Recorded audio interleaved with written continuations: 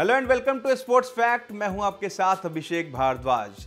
बहुत लंबे समय से इंतजार था आईपीएल 2022 के मेगा ऑक्शन का, तो मेगा ऑक्शन समाप्त हो चुका है। 12 और 13 तारीख को मेगा ऑक्शन हो चुका। उसके बाद सभी फ्रेंचाइजियों ने अपने खिलाड़ी को तय कर लिया है। इस बीच लगातार जिस टीम की चर्चा हो रही थी, और उस टीम की चर्चा इस वजह से हो रही थी क्योंकि उस टीम के कप्तान को लेकर लगातार अलग अलग तरीके से कयास लगाए जा रहे थे।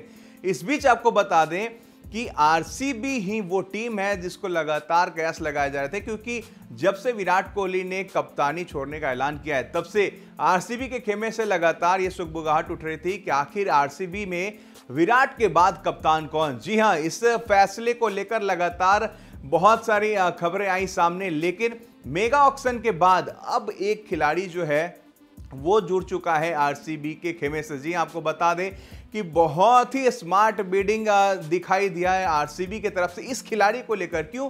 क्योंकि आरसीबी के पास भी पर्स जो था वो लिमिटेड सोर्स ऑफ अमाउंट था, उसमें इस खिलाड़ी को अपने हिस्से में लेना कहीं ना कहीं आरसीबी के लिहाज से अगर देखा जाए तो बहुत ही शानदार बिडिंग कहा जा रहा है। इस बीच 3 खिलाड़ी हैं और 3 खिलाड़ी में इन तीनों खिलाड़ियों के बीच बहुत ही कांटे का मुकाबला होगा कप्तान की रेस में बनने के लिए। और तीनों के तीनों खिलाड़ी कप्तान की रेस में अपने अपने परफॉर्मेंस के लिहाज से भी देखें।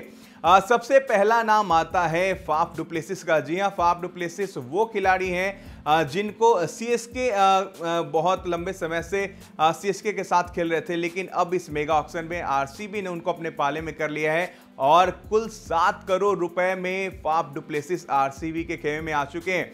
इसके बाद दूसरे खिलाड़ी की बात करें, मैक्सवेल की बात करते हैं, क्योंकि मैक्सवेल जो है आरसीबी की तरफ से पहले ही रिटेन किए जा चुके हैं 11 करोड़ में, और इस वैल्यू के साथ आरसीबी को कप्तान के तौर पे मैक्सवेल भी एक ऑप्शन है। और तीसरे खिलाड़ी की बात करते हैं जिसको लेकर लगातार कयास लगाए जा रहे थे कि क्या ये खिलाड़ी सोल्ड भी होगा या अनसोल्ड रह जाएगा। क्यों?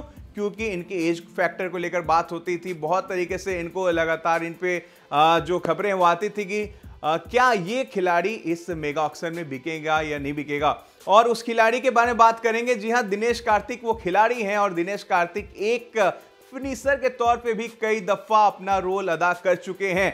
तो आरसीबी की तरफ से लगातार एक फिनिशर की बात कही जा रही थी, तो फिनिशर दिनेश कार्तिक हो सकते हैं और कप्तान की रेस में भी वो बरकरार हैं। तो देखना यह होगा कि इन 3 खिलाड़ियों के बीच जिस तरीके से कांटे का मुकाबला है, क्यों?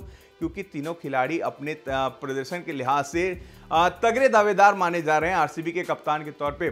डुप्लेसिस की बात करें तो पिछला सीजन जिस तरीके से उन्होंने सीएसके के लिए खेला, जो ताबड़तोड़ बल्लेबाजी रही, 148 के आसपास स्ट्राइक रेट रही, 600 के आसपास रन बनाए, इतने बड़े आंकड़े जो है रनों का अंबार जो खड़ा किया था फाफ डुप्लेसिस ने, वो अब कप्तान की रेस में है। और इसी के साथ आरसीबी की बात करें तो एक खिलाड़ी का नाम और लेना जरूरी है। जी हां, वो हैं हर्षल पटेल, यानी कि पर्पल पटेल। बहुत सारे अपडेट्स हमने दिए पर्पल पटेल को लेकर लगातार। ये भी कहा था कि आरसीबी किसी भी सूरत हाल में नहीं चाहेगी कि हर्षल पटेल को वो मिस कर जाए, क्योंकि आरसीबी ने रिटेन नहीं किया था पर्पल पटेल को। और पर्पल पटेल साल 2021 का जो सीजन था आईपीएल का, उसमें आरसीबी के लिए तुरुप का इक्का जिसको कहते हैं वो साबित हुए थे। जिस तरीके से धारदार गेंदबाजी की थी हर्षल पटेल ने, और फाइनली आरसीबी ने उनको थोड़ा महंगा लिया, 10 करोड़ से ज्यादा का रकम अदा करना पड़ा हर्षल पटेल के लिए आरसीबी को। लेकिन फाइनली खुशी की बात यह है कि आरसीबी अपने खेमे में लेने में उनको सफल रही।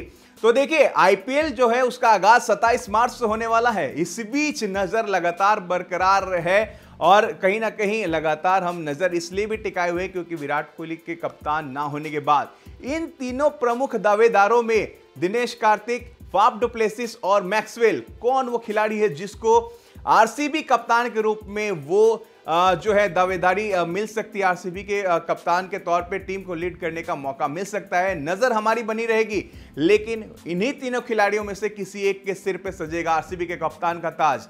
तो चलिए इस खबर को यही समाप्त करते हैं। और आपको ये खबर अच्छी लगी या आपका कोई सजेशन है इन तीनों खिलाड़ियों को लेकर कप्तान के रूप में, तो प्लीज कमेंट बॉक्स में जाकर कमेंट जरूर करेंगे, और साथ ही साथ नोटिफिकेशन के लिए बेल आइकन को भी प्रेस कर दें।